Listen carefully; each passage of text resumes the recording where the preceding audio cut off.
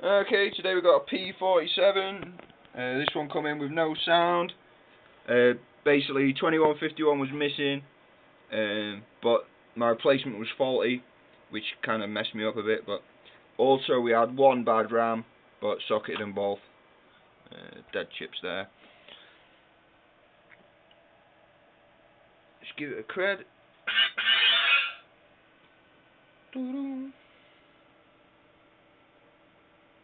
One-handed wire work.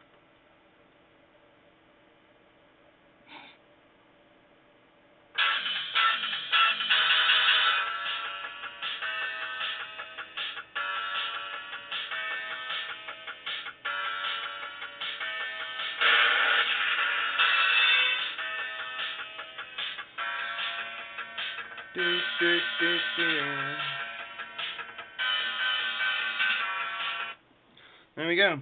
So, no sound. You're looking at these two here, 68,000 Yamaha DAC, or the buffers that are under the ROM board, two LS245s. Okay, another nice one done.